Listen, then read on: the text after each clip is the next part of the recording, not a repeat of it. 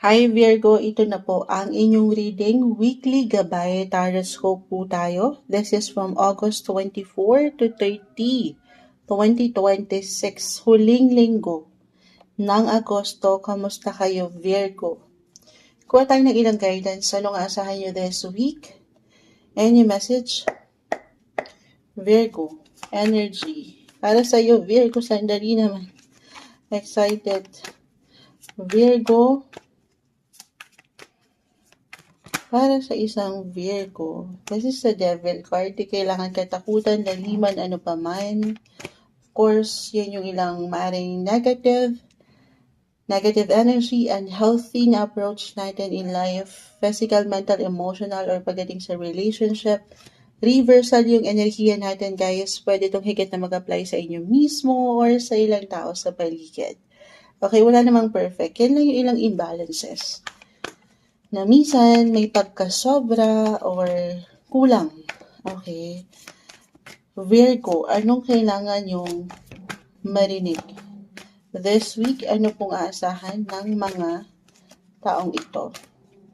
Para sa mga Virgo, pa isa-isa, the King of Wands, may umaangat, Ten of Wands. So definitely guys, meron kayong kailangan i-release. Ito na naman tayo sa release. Art of letting go guys. Sobrang papasok na natin, i-connect na natin. I-share ko rin sa inyo. Astrologically, meron tayong darating na eclipse. Maaaring na-mention na ni Moonshot to kung nakikinig na rin po kayo sa mga readings natin. Mid-month of August. Lunar eclipse to guys. Full moon.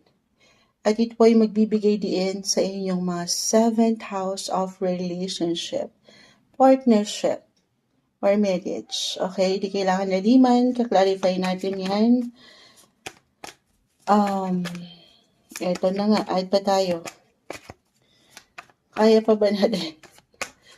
Alam niyo, kulang pa sa kape si Moonshot na parang good morning po. Anong oras niyo ito mapapanood? Comment nyo yan sa ating comment section. Ang dami nito, hindi natin pipigilan. This is the Devil card, Ten of Wands. Okay, ano i-release? Una ko lang na-mention, minsan wala tayong higit na kalaban, kundi yung sarili natin. Physical, mental, emotional. I-release yung ilang nakakapagpabigat na. Kita nyo si Ten of Wands. Pag ito ay naka-reverse, isang indikasyon na meron kayong kailangan tapusin. Card of completion. Pakita natin sa live. Tayo ay live na live para gumalaw lang po. So, full moons can be a sign of endings. And dito, umangat yun. Especially, relasyon, posisyon man yan, trabaho or business, if ever may partner kayo na matatawag partnership. Lalo pa kung ang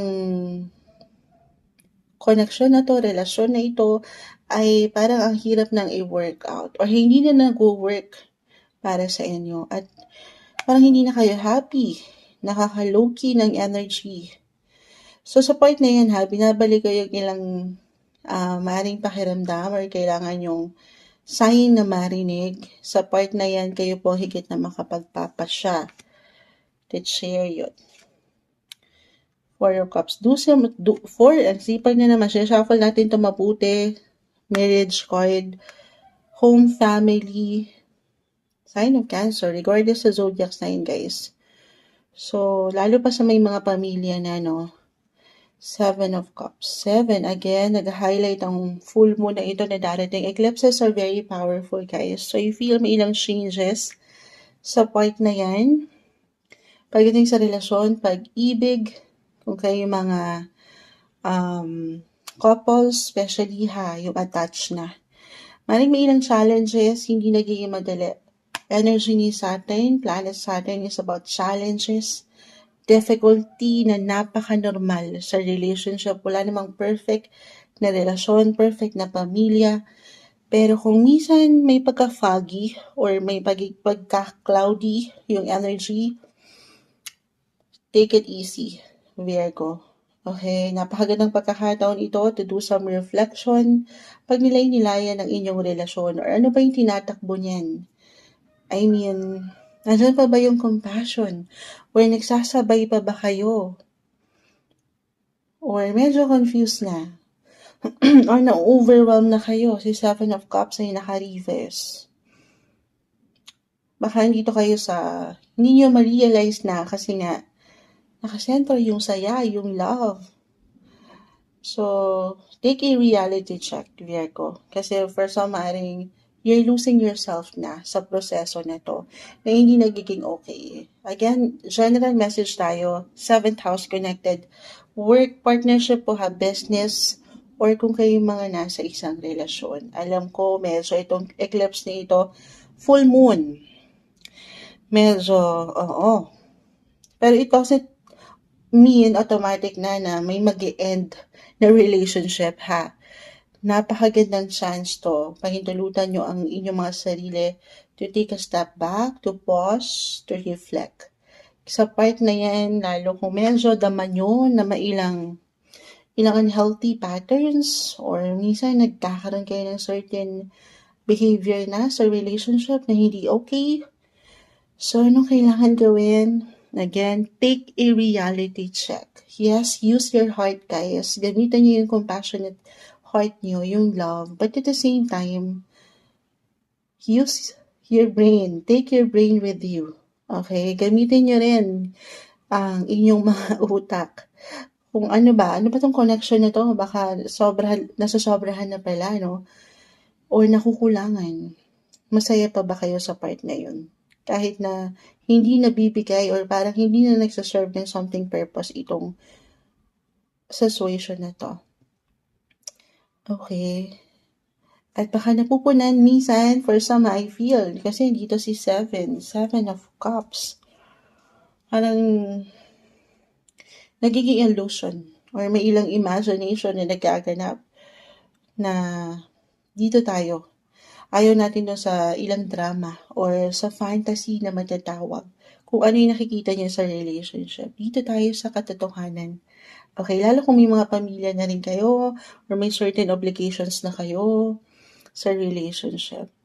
So, ganun yung enerhiya kayo sa Art of Letting Go. Meron kayong kailangan i-release. Hindi naman agad-agad, i-end na. Okay? Especially if this is something big or major decision para sa inyo, hindi nyo kailangan magmadali. Mag-pause muna. Okay?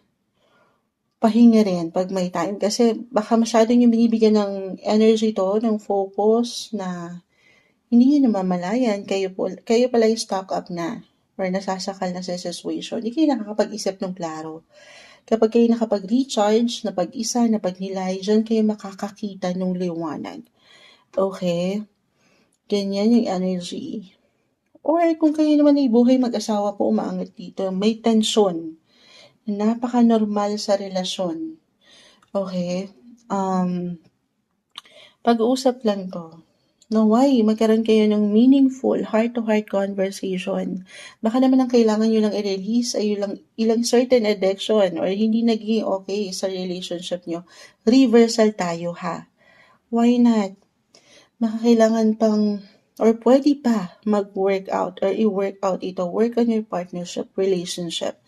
Dalawa lang naman yan. Either totally mag-let go na, positive or not so positive, guys. Or ilalaban nyo pa. Okay? At bubuo kayo ng mga bago kung paano kayo mag-grow sa relasyon na to sa kabila nung ilang pinagdaanan na pagsubok. Okay? Ganyan yung energy, depende ito sa tinatakbo. Kahit pare-pareho kayo ng sign Virgo, magkakaiba po ang bawat isa. Pero, yung lesson, ilang learnings, hindi para tumigil kayo doon sa love, pero sa pagiging mabuti ng inyong mga puso.